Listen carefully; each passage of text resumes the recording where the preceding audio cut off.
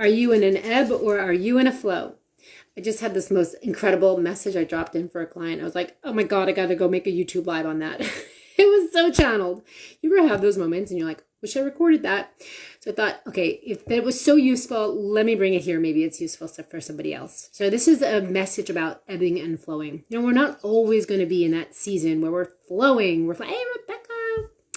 Talking about the ebbs and flows, and like we're not always in those times where we're flowing, you know. Sometimes we're in an ebb, and when we're in an ebb, it's very hard for us A-types, or you know, those are you know, hardcore productive disciplined folks. It's like when we're in an ebb, what do I do with this? Oh no. So how do we master being in the ebb as much as we're mastering being in the flow?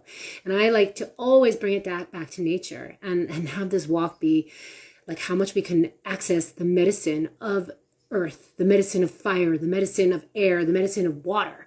So this client, here's an example, and bring this to you if you're like going through an ebb or a flow, a client who's like really frustrated. Maybe I'm failing, maybe I'm not failing. I should be moving forward, but I really need to rest, or I really need to focus on other things. Embracing the isness of the ebb means that it's all perfect and that we're not going to have those strong flows. Like think of the tide of the ocean, you know. The ask was, what do you mean by ebb? And so the ocean flows when it's high tide, and then the ocean ebbs, right? Ebbs and flows. So how do we actually reap the medicine of the ebb when we're so used to thinking that success means flowing? I love the ebb. The ebb is, as sometimes we think we need an excuse like a rainy or a cloudy day to hunker in and like self-nurture. Like that. Why do we need that? Why cannot we give ourselves permission to be in the ebb of our life, in the ebb of a week, in the ebb of a project? And especially if it's a long game, purposeful, purpose-driven mission. When we're not like embracing the ebb, then usually we're like stuck in the ego part of I need to do, or this is all about me, or how does this reflect on me, or this is me failing. So that the medicine of this is really loving those times where it's quiet, loving those times, not feeling like you're failing, not feeling like you should be doing anything, or if you have a million things on your list that you're not getting to, and you keep saying every day, I want to do this, I want to do that, but you're not getting to it, thinking that you're a failure. Like we build ourselves up to fail, we build ourselves up to disappoint ourselves. Well, what if we can just embrace the ebb and be like, it's all perfect, and laugh at ourselves for even continuing to put those things on our list when we're not acknowledging, well, this is a moment of ebb. It's a season of rest, or maybe it's not even rest. Maybe it's just diverting our attention to something else that wants our energy, and trusting that everything in the morphogenetic field is self-organizing, and trusting that we're already, like, even if we're doing something completely not business or mission or purpose related, that by doing something else, we're actually sending the energy. Not only are we receiving the downloads and the clarity and the inspiration and the refuel and the rejuvenation and restoration, regeneration.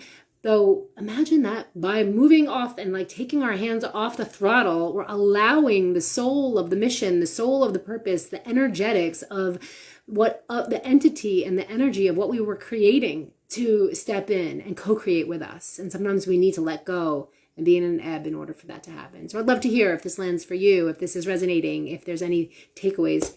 And this was a short one. I'm noticing that when I'm in an ebb, I still create some of my best content. Some of my best stuff comes when I'm in an ebb. So I'd love to hear if this lands for you. I love, again, to bring everything to nature. So one other point.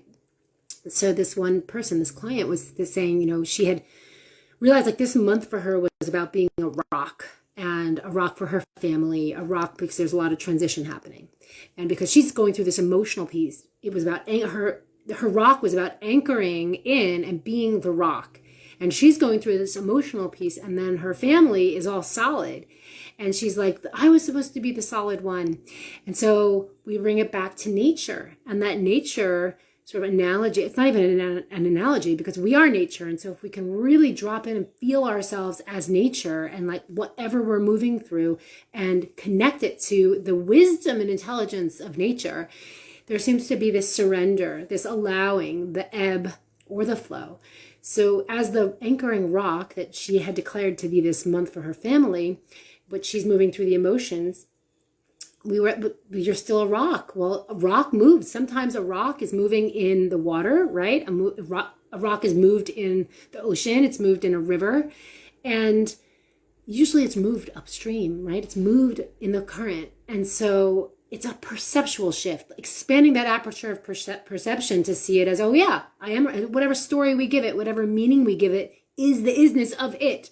So perhaps, I said to her, perhaps you are the rock, and the waters, the emotional waters, are carrying you forward so that you can anchor in forward in the downstream, so that when your family is ready to move through that, you've already got it anchored. And maybe they're in the solid joy of it now, which is where you were before, but your rock is now moving forward, and it needs to move through those emotions of the water in order to move forward and be that rock, the earth, the grounding. There's always a beautiful way to anchor and make sense of our journey in nature. And the meaning-making aspect is always tied to our perception. And our perception is often fueled by our beliefs, sometimes limiting beliefs, our assumptions, and our worldviews. Loving being nature and inviting in the wisdom and intelligence of nature as a perceptual lens for our experience. So, what's your takeaway? I'd love to hear from you. Thanks for being here.